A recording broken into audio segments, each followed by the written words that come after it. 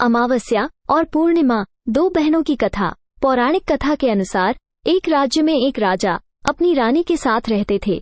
उनकी 4 संतानें थीं, 2 लड़के और 2 लड़की। एक लड़की का नाम पूर्णिमा और दूसरी लड़की का नाम अमावस्या था। पूर्णिमा घर का सारा काम करती और भगवान की पूजा पाठ किया करती और गाय की सेवा भी करती थी। लेकिन अमावस्या ना तो घर का काम करती और ना ही भगवान की पूजा पाठ करती और ना ही गाय की सेवा करती थी। फिर भी राजा और रानी अपने दोनों बेटों और अमावस्या को बहुत प्यार करते थे, लेकिन पूर्णिमा से नफरत करते थे। राजा के दोनों लड़के और लड़कियां धीरे धीरे बड़े हो गए। राजा ने दोनों लड़कों का विवाह करवा दिया। इसके बाद रानी ने कहा कि दोनों लड़कियां भी विवाह के योग्य हो गई है, तो उनके लिए भी कहीं पर जाकर रिश्ता तय करके विवाह करवा दो। लेकिन अमावस्या का विवाह किसी बड़े घर में करना और पूर्णिमा का किसी गरीब घर में विवाह कर देना, क्योंकि उसे घर का काम करना और भगवान की पूजा पाठ करना और गाय की सेवा करना यही पसंद है। अब रानी ने राजा को दोनों बहनों का रिश्ता तय करने के लिए भेजा, तो राजा अपने पड़ोसी राज्य के राजकुमार से अमावस्या का रिश्ता तय कर देते हैं और उसी गांव में एक गरीब लड़के से पूर्णिमा का रिश्ता तय कर देते हैं। राजा अपनी रानी को दोनों बहनों की विवाह के रिश्ते के बारे में बताते हैं, तो रानी अब सोचती है कि पूर्णिमा की भगवान कैसे मदद करते हैं, क्योंकि यह पूजा पाठ बहुत करती है और गाय की सेवा भी करती है। लेकिन पूर्णिमा के भाई और भाभी पूर्णिमा से बहुत प्यार करते थे, क्योंकि पूर्णिमा उनके घर का कामों में हाथ बटाती थी और अमावस्या उन पर अपना रोब जमाती थी।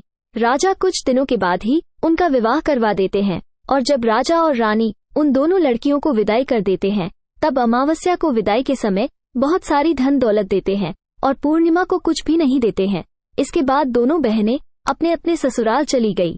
फिर एक दिन अमावस्या ने अपने घर शिव चर्चा रखी, जिसमें उसने पूरे गांव वाले को अपने घर पर बुलाया, लेकिन पूर्णिमा को नहीं बुलाया। जब गांव की औरतें अमावस्या के यहाँ जा रही थी, तब पूर्णिमा अपने दरवाजे के बाहर बैठी हुई थी। तो उन औरतों ने पूर्णिमा से कहा कि तुम्हारी बहन की यहाँ शिव चर्चा है, तुम नहीं चलोगी क्या? पूर्णिमा ने कहा, मुझे तो बुलाया ही नहीं, मैं कैसे चल सकती हूँ? औरतों ने कहा, बुलाया नहीं तो क्या हुआ, वहाँ तो भगवान का शिव चर्चा है, तुम चलो हमारे साथ। पूर्णिमा उन औरतों की बात मानकर उनके साथ चली जाती है। जब अमावस्या की नजर पूर्णिमा पर पड़ी, तो अमावस्या ने गुस्से में आकर पूर्णिमा से कहा कि तू यहाँ कैसे चली आई, तुम्हें तो मैंने बुलाया ही नहीं।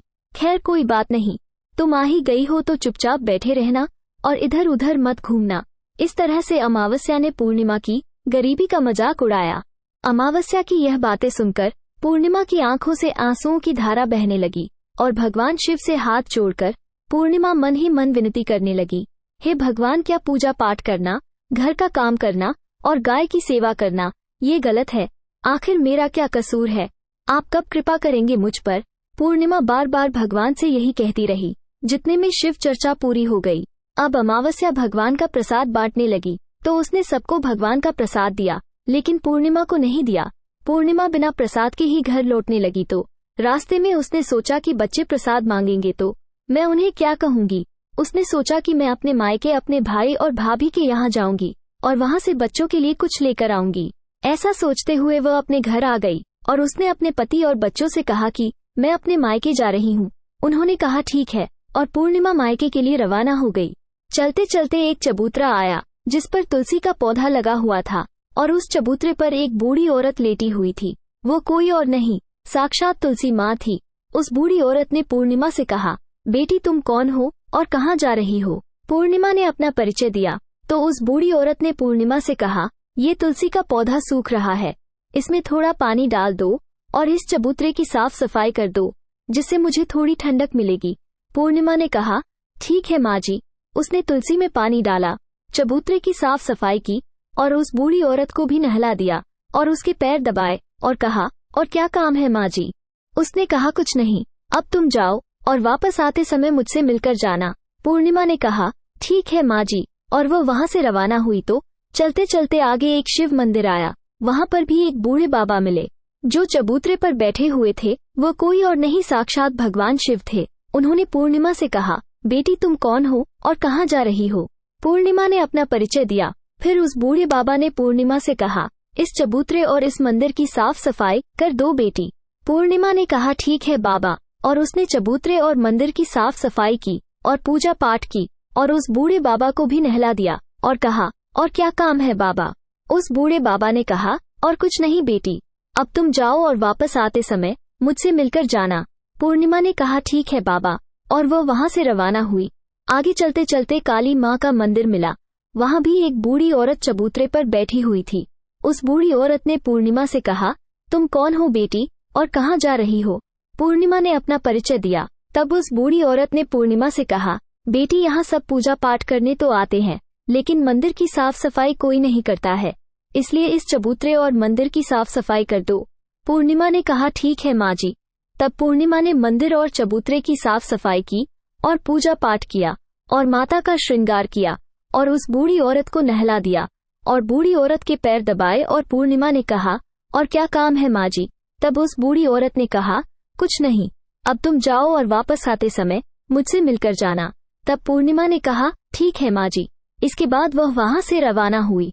थोड़ा आगे चलते चलते एक नदी आई। नदी के किनारे भी एक बूढ़ी औरत बैठी हुई थी। वो साक्षात गंगा मैया थी। उस बूढ़ी औरत ने कहा, तुम कौन हो बेटी और कहाँ जा रही हो? पूर्णिमा ने अपना परिचय दिया। इसके बाद उस औरत ने पूर्णिमा से कहा, इस नदी में स्नान करने तो सब आते हैं, लेकिन यहाँ की साफ सफाई कोई नहीं करता है, इसलिए तुम इस किनारे पर साफ सफाई कर दो। पूर्णिमा ने कहा, ठीक है माँ जी।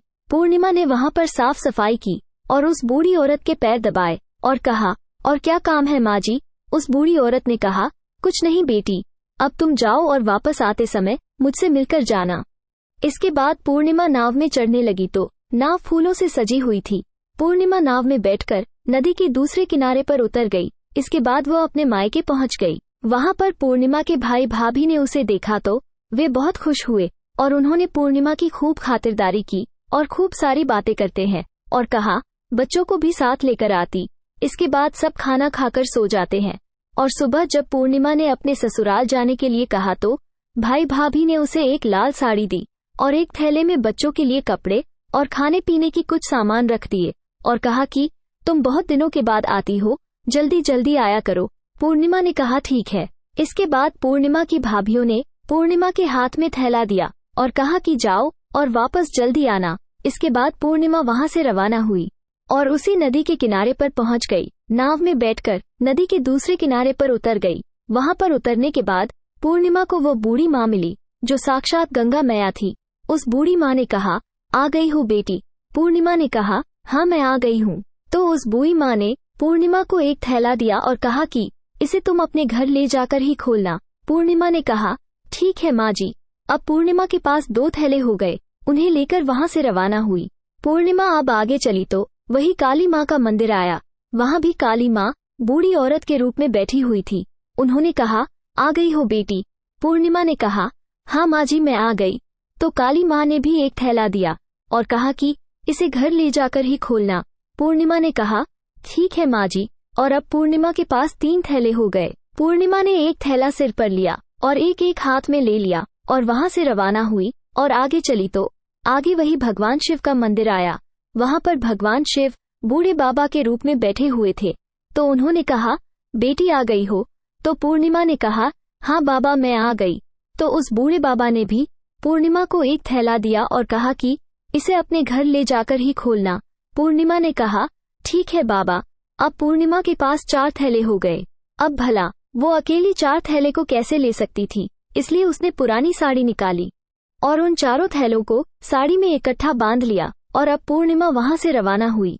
थोड़ा आगे चली तो वही तुलसी माँ बूढ़ी औरत के रूप में बैठी हुई मिली। उन्होंने पूर्णिमा से कहा, आ गई हो बेटी? तो पूर्णिमा ने कहा, हाँ माँ जी मैं आ गई। तो तुलसी माँ ने भी पूर्णिमा को एक थैला दिया और कहा कि इसे घर ले जाकर ही खोलना। पूर्णिमा ने कहा, ठीक है माँ जी। अब पूर्णिमा के पास 5 थैले हो गए। अब पूर्णिमा वहां से रवाना हुई और सीधे अपने घर आ गई। पूर्णिमा ने थैले को नीचे रखा और सबसे पहले अपने मायके का थैला खोलकर देखने लगी तो उसमें बच्चों के लिए अच्छे अच्छे कपड़े और बच्चों के खाने पीने की चीजें और कुछ गहने थे। पूर्णिमा ने अपने बच्चों को वो नए नए कपड़े दिए और खाने पीने की चीजें दी तो बच्चे बहुत खुश हुए। अब पूर्णिमा ने दूसरा थैला खोला जो उसे गंगा मैया ने दिया था। उसमें सोना और चांदी भरा हुआ था। अब पूर्णिमा ने तीसरा थैला खोला जो उसे काली माँ ने दिया था। उसमें 16 श्रृंगार का सामान भरा हुआ था। अब पूर्णिमा ने चौथा थैला खोला जो भगवान शिव ने उसे दिया था उसमें धन संपत्ति और वह सारी खुशियां भरी हुई थी। अब पूर्णिमा ने 5वां थैला खोला जो उसे तुलसी माँ ने दिया था। उसमें चावल, दाल और 7 प्रकार का धान भरा हुआ था। अब पूर्णिमा के घर में किसी भी चीज की कमी नहीं थी और उसका घर धन धान्य से परिपूर्ण हो गया और अब पूर्णिमा और उसका परिवार खुशी खुशी रहने लगा। अब पूर्णिमा के मन में विचार आया कि क्यों ना मैं भी अपने घर शिव चर्चा कराऊं और शिव चर्चा का कार्यक्रम रखा।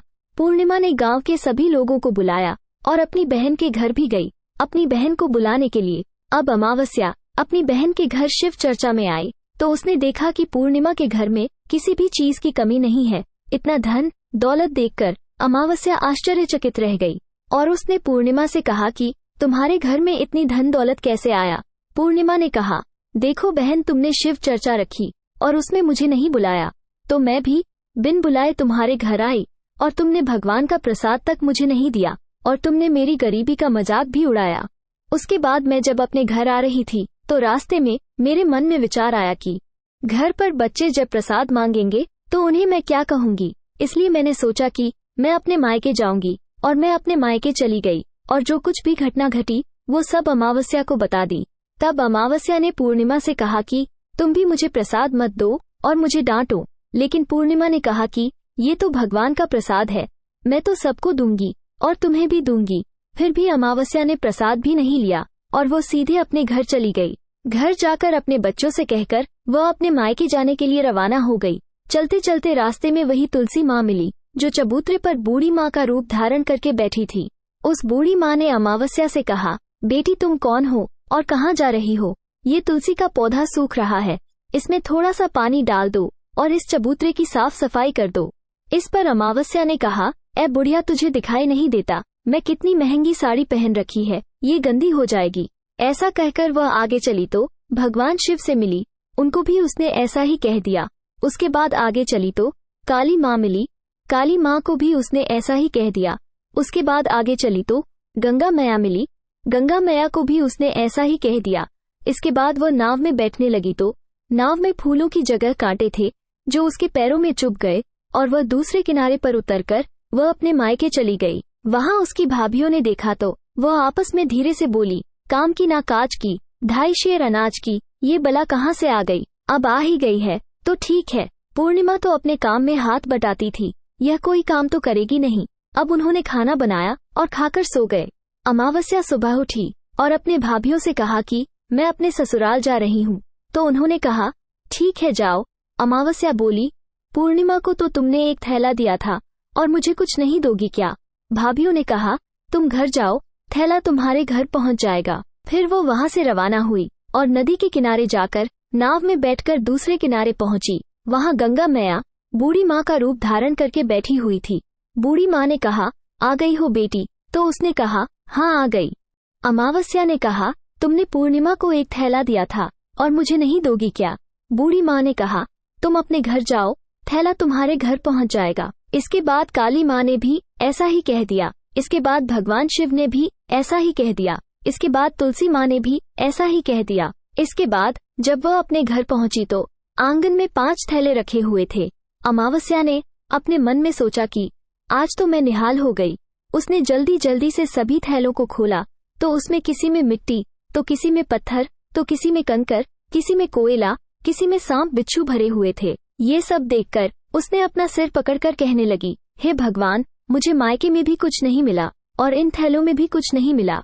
इसके बाद अमावस्या दौड़ती हुई अपनी बहन पूर्णिमा के घर जाती है और पूर्णिमा से कहती है, तुझे तो इतना सब कुछ मिला और मुझे कुछ नहीं मिला, आखिर क्यों। पूर्णिमा ने कहा कि जब मैं अपने मायके जाती हूँ तो अपनी भाभीियों के साथ मिलकर काम करती हूँ और तुमने कभी उनकी इज्जत नहीं की है, इसलिए तुम्हें वह भला क्या देगी। और इसके बाद तुमने गंगा मैया को ठुकरा दिया और काली माँ को भी ठुकरा दिया और भगवान शिव को भी ठुकरा दिया और तुलसी माँ को भी ठुकरा दिया, इसलिए उन्होंने भी तुम्हें कुछ नहीं दिया। अमावस्या बोली, बहन मुझे माफ कर दो, मैं सदा तुम पर अत्याचार किए हैं, मुझे कुछ नहीं मिला तो कोई बात नहीं, मैं भगवान की भक्ति करके सब कुछ प्राप्त कर लूंगी, मुझे इसका रहस्य बताओ। तो पूर्णिमा ने कहा, तुम 3 सूत्र का ज्ञान ले लो। पहले सूत्र में दया मांगना और दूसरे सूत्र में चर्चा करना और तीसरे सूत्र में 108 बार ओम नमः शिवाय का जाप करना। बहन, भगवान ने जो 3 सूत्र दिए हैं, इनको अपने हृदय में बसा लेना। मैंने सच्चे मन से भगवान की पूजा पाठ की, इसलिए मेरे पास कुछ नहीं था, फिर भी भगवान ने मुझे सब कुछ दिया, और तुम्हारे पास जो कुछ सब था वो भी खत्म हो गया। इसके बाद अमावस्या अपने घर गई और भगवान की पूजा पाठ करने लगी और भगवान शिव से माफी मांगने लगी और गाय की सेवा करने लगी और दूसरों की मदद करने लगी। वीडियो अच्छी लगी हो तो लाइक, शेयर और ऐसे ही वीडियो को देखने के लिए हमारे चैनल को सब्सक्राइब जरूर करें। धन्यवाद।